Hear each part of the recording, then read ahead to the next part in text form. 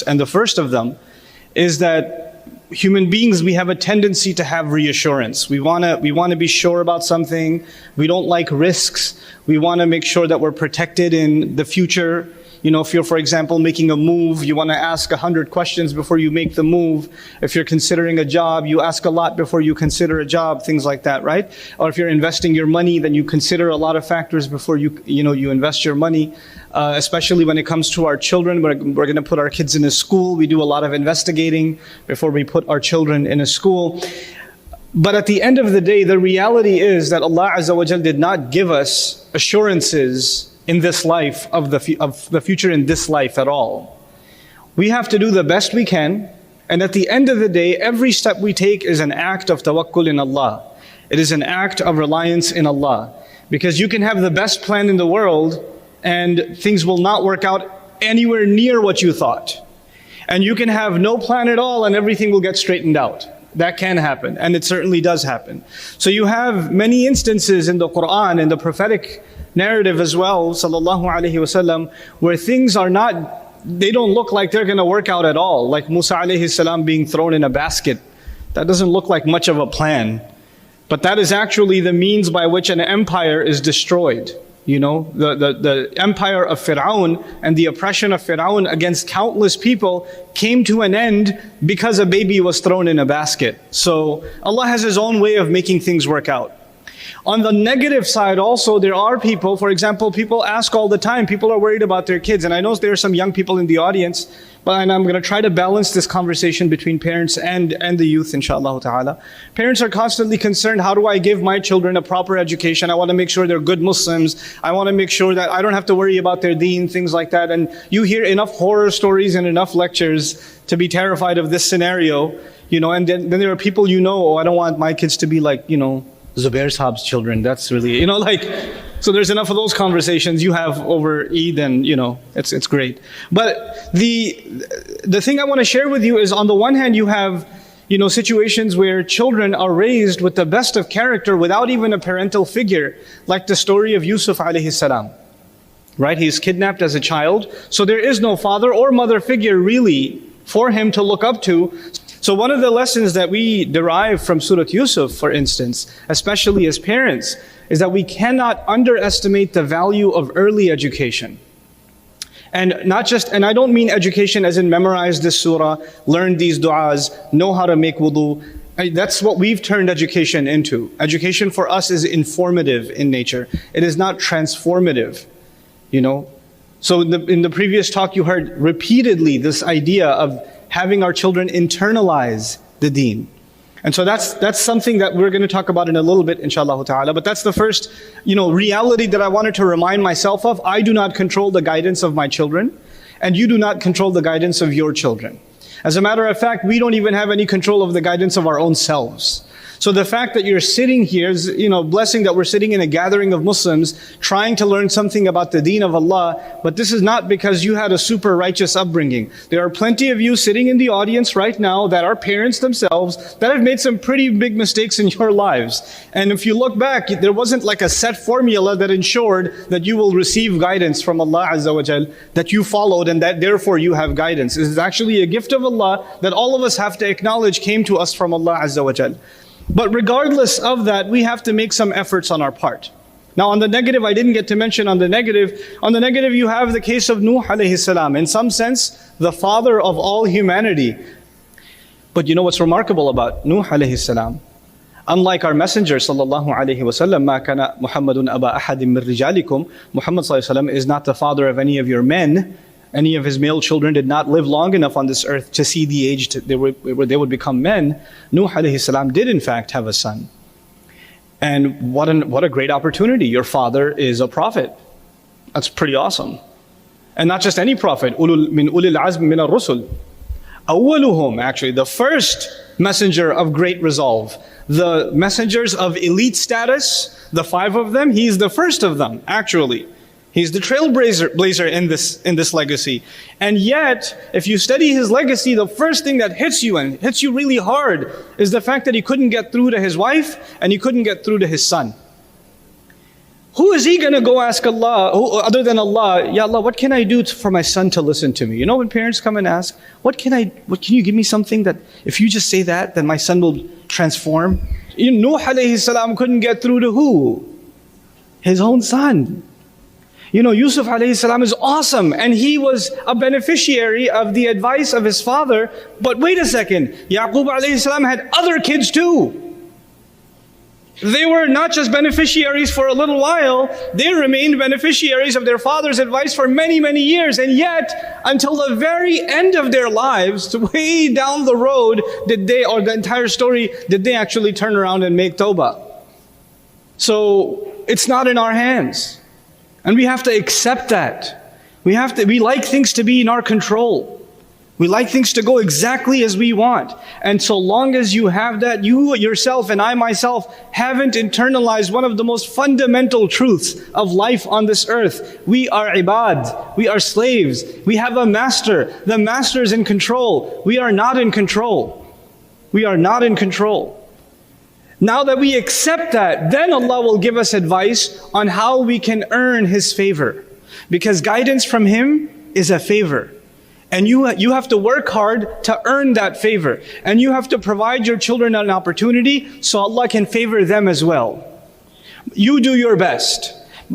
Knowing full well you cannot ensure anything. If our beloved Messenger sallallahu alaihi wasallam turns to his daughter, he turns to his daughter and says, Ya Fatimatu bintu Muhammad, ittaqillah, fa inni la amliku laki min Allahi shay'an. Fatima, daughter of Muhammad, you need to have your own taqwa of Allah. You need to be cautious and aware of Allah, because I will have no authority against Allah when I stand before Allah in your favor. I won't be able to help you. If the Messenger of Allah, sallallahu alaihi wasallam, whose shafa'ah we are all hopeful for on Yawm al-Qiyamah, is telling that to his own daughter. His own daughter. And we have to internalize that reality. Now I've taken too much time for that one comment, but I think it was important to set that foundation. Allah says, then after them, khalf came. A useless generation, a disappointing generation came. What makes them so disappointing? Listen to this. Ada'u salata. They wasted the prayer. Allah is telling me and you, a nation, a generation has been wasted. They are no good. There's nothing coming from them.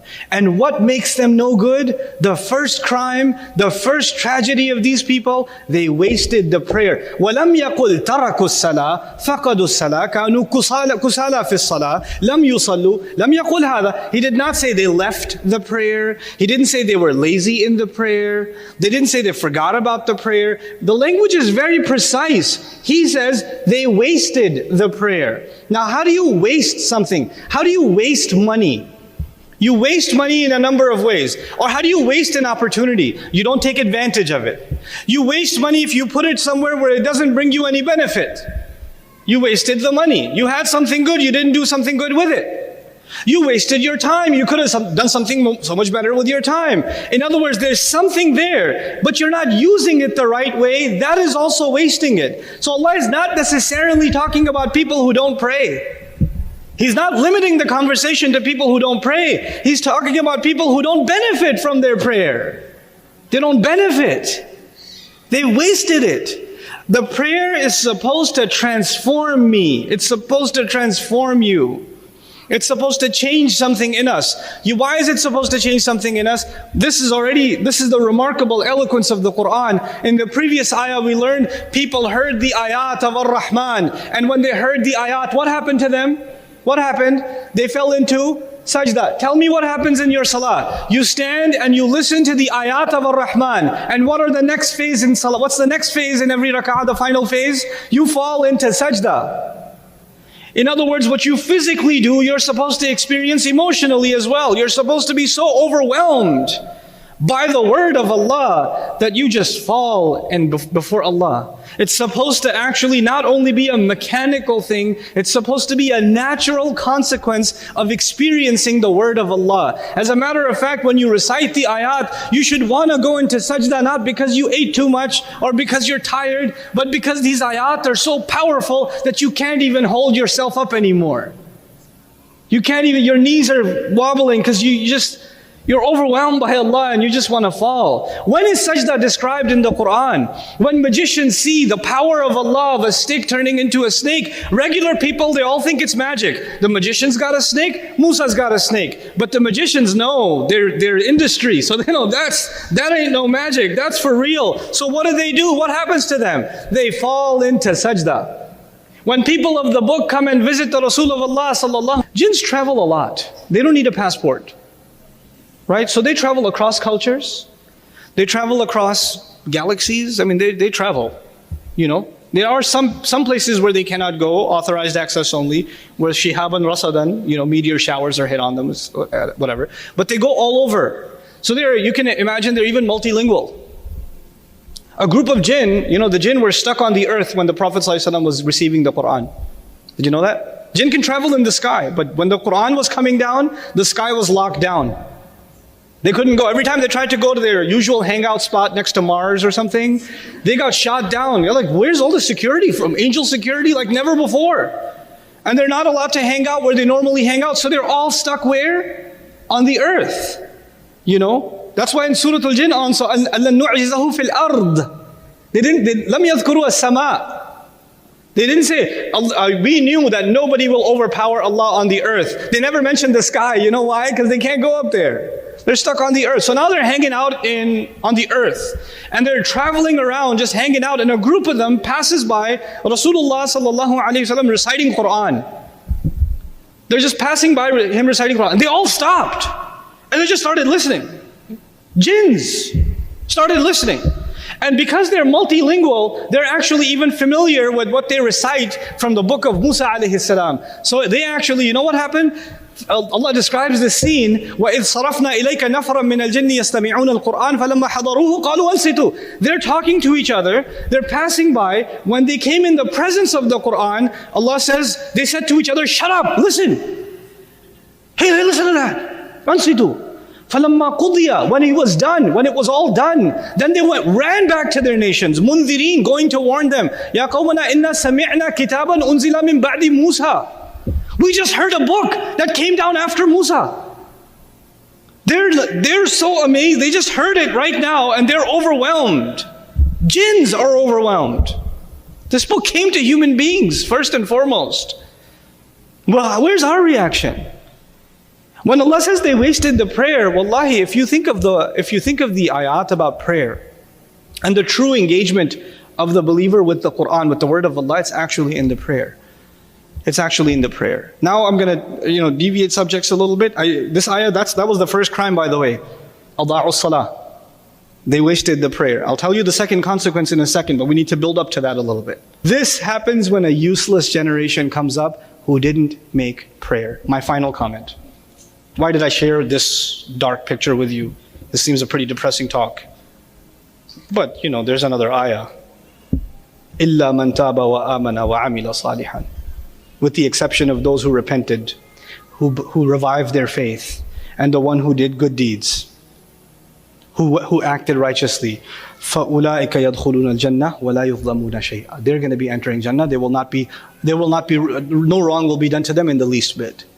What does Allah do at the end of this ayah? A useless generation came, but even within them, there will be people who can make tawbah. They can fix things. They can go back to how things are supposed to be. So if us and our children are in the danger of falling into khalf, we can become khalaf. We can become khalaf. We have to fix this. We have to understand the urgency of the matter today. Communicate with your children. Be in open conversation with your children. Be cognizant and not afraid, not overwhelmed by the evil outside. Learn to raise the kids so they can stand up to that evil and do the right things. They're the only hope left for humanity is people who stand up for the word of Allah. What did salah do? Salah, by the way, we call it iqamatus salah, yes? Iqama means when you stand. And when you stand, you don't lean.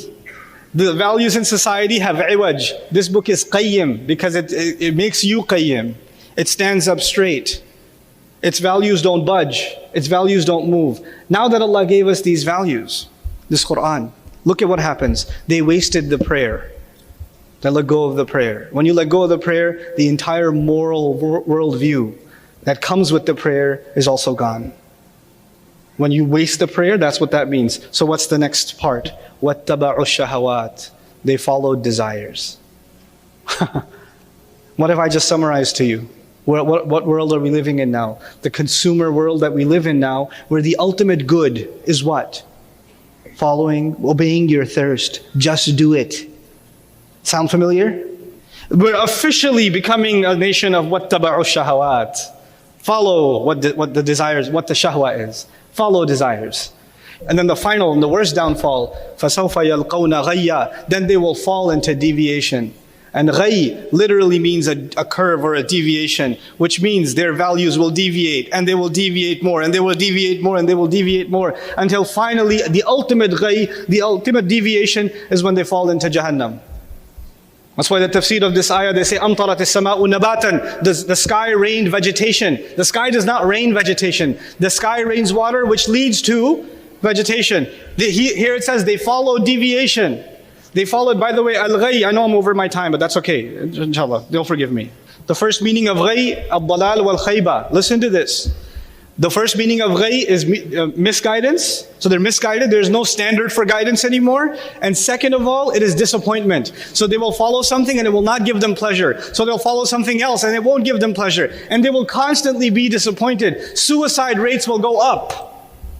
People will live miserable lives. Depression will go up. Anxiety will go up.